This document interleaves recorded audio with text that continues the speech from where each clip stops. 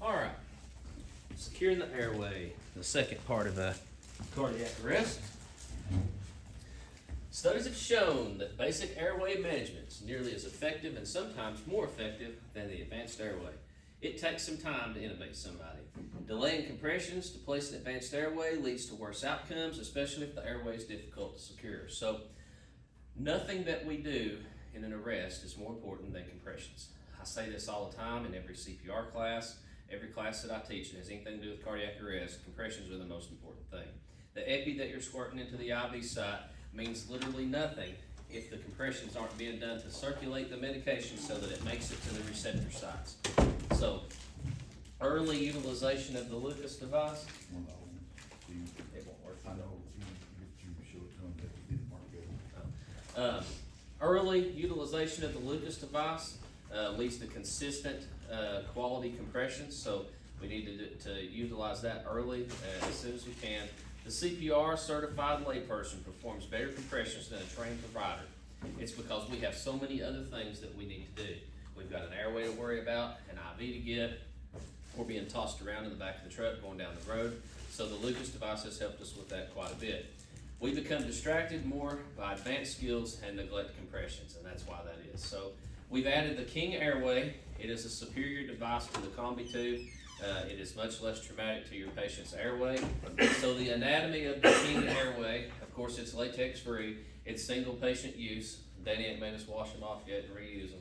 Nah, I'm just kidding. We would never compromise anything for patient care for money. We would never expect to do that. But anyways, it has one single pilot balloon. You no longer have to worry about inflating two pilot balloons and remembering two different pressures. The pilot balloon will be inflated with the prescribed amount of air that's identified on the tube and in the card that comes with it. So there's a laminated card that comes with each King airway, and there's also the writing is inscribed on the side of the tube to tell you how much air to put in each cup. These are sized for different size people, so you'll have to pay attention to that, and we will explain that later.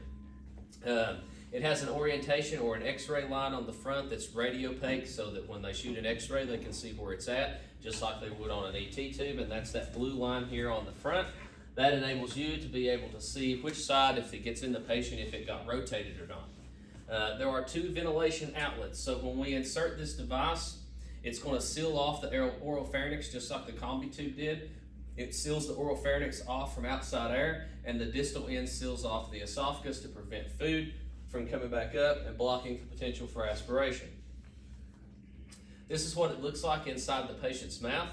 It is blindly inserted. You grab hold of the patient's lower mandible, you lift upwards, you insert the device after lubricating it until the teeth are at the two black lines on the end of it. So again, this inflates, blocks off the esophagus, which is in the back. Your trachea is in the front.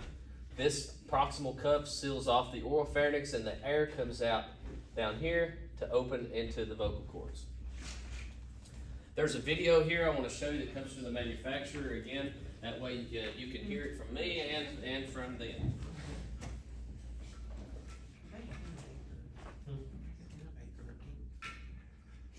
Yes, Chrissy, you can innovate to it. We'll explain it. That's what me and Brian was talking about.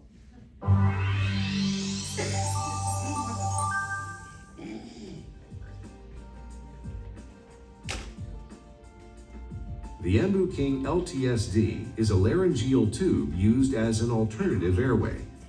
In this video, we will cover procedures for sizing, preparing, and inserting the LTSD into the airway.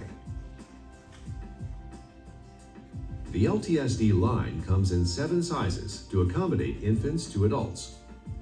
The connector of each tube is color-coded for easy selection of the correct size for any patient.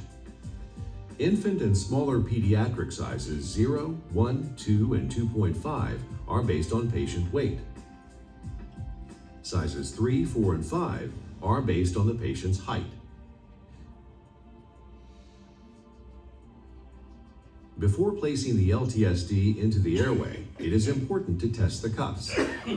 Refer to the inflation volume chart and add the appropriate maximum recommended volume of air into the cuff inflation port.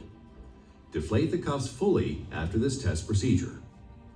Next, apply a water-based lubricant to the distal tip and posterior aspects of the tube. It comes with it. The LTSD is now ready for insertion.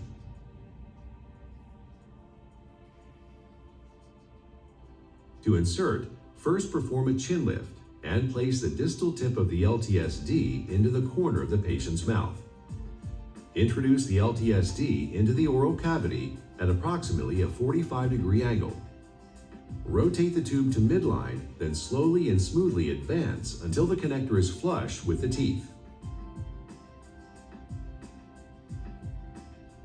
Depth markings are provided at the proximal end of the LTSD, which allow for easy sightings of the distance from the distal ventilatory openings. When properly placed with the distal tip and cuff in the upper esophagus, and with the ventilatory openings aligned with the opening to the larynx, the depth markings give an indication of the distance in centimeters to the vocal cords. Once properly placed, inflate the cuffs to 60 centimeters H2O, or the appropriate just seal volume for the patient.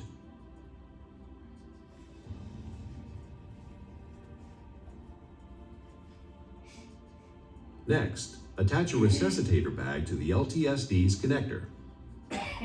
The distal cuff of the LTSD should now seat in the esophagus, with the proximal cuff sealing above the airway in the oral pharynx.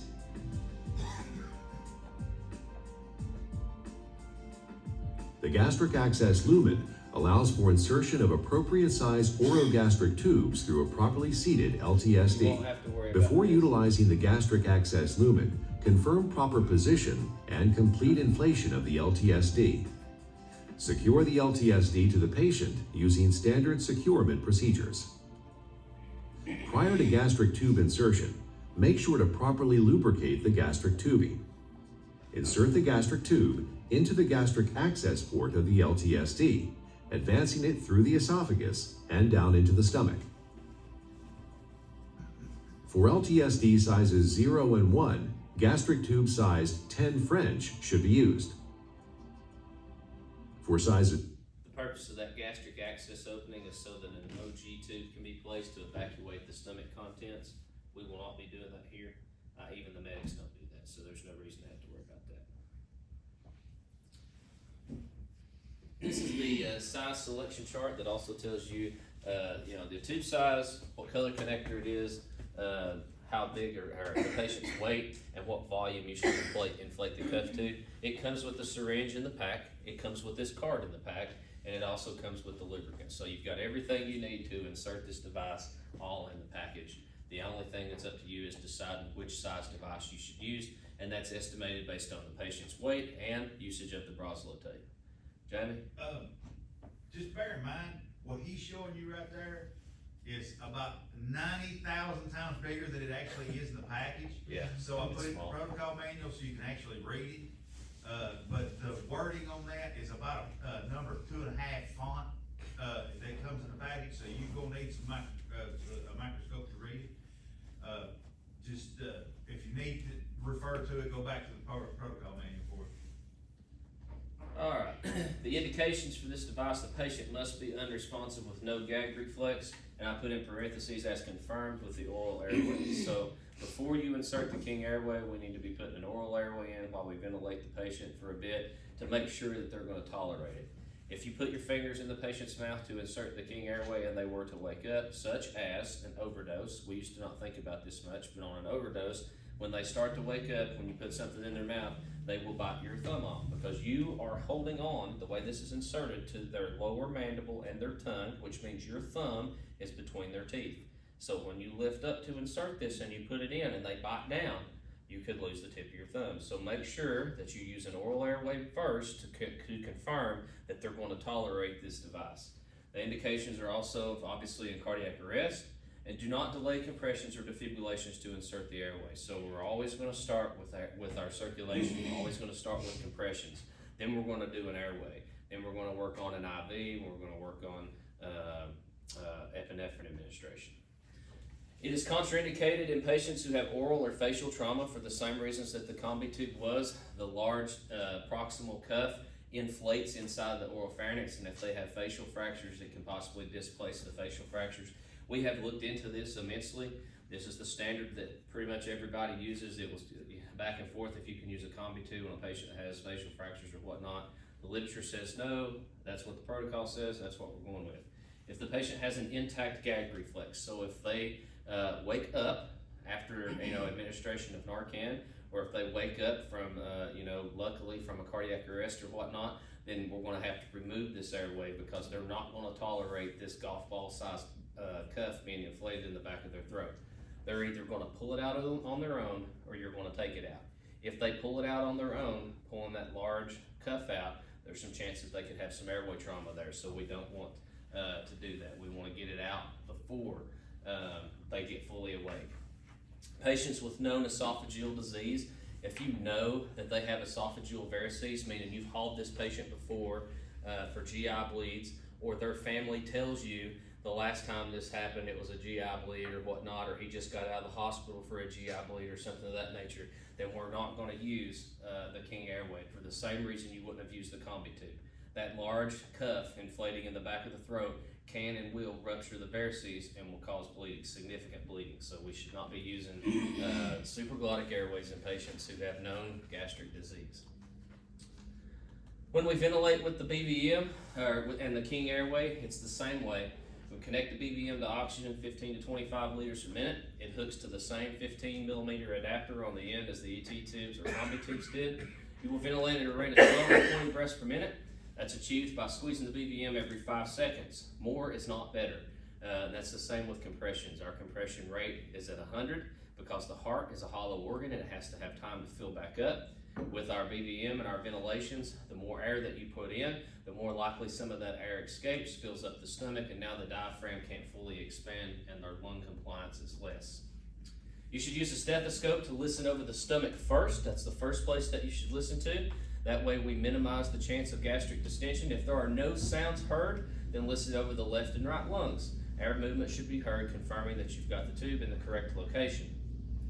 If you hear sounds in the stomach using the King Airway, if you remember on the combi tube, you would just swap tubes. Well, that's not the case here. There's only one tube and only one ventilation port. So if sounds are heard in the stomach, immediately stop ventilations and retract the tube 1 to 2 centimeters. Jamie's going to show you the markings on the tube that indicate the depth at which the tube is inserted. So you will retract the tube 1 to 2 centimeters, listen over lung fields, and you should now hear breath sounds.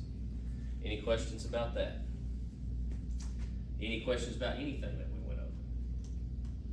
It's a lot of material. It's a lot of material fast. You've got the protocols in front of you. There are some corrections, just a few small little things like dosing or a line or two here and there that may be messed up in the protocols that Jamie's fixing. Again, he's in the process of editing the protocols and kind of rebooting those, and you got them in the raw form before he finished. So I just want to make sure everybody knows the final copy, when the protocols get released, is when these things will be active. Jamie will make a system-wide announcement to let everybody know when you can start utilizing the new protocols and when you can start doing these new skills. We first got to get everybody trained on it. So, any questions? All right. So Jamie's going to take care of doing the airway skills and the EZ-IO skills, and I'm going to work on the epinephrine, the PD sleeve, and the CPAP. So let's see how many people are there. 2, 4, 6, 8. So if 4 of you want to go over to the CPAP table, and the other 4 of you go over to the airway and EZ-IO stuff, we'll go over the skills of this real quick, and hopefully get you guys out of here a little after lunch.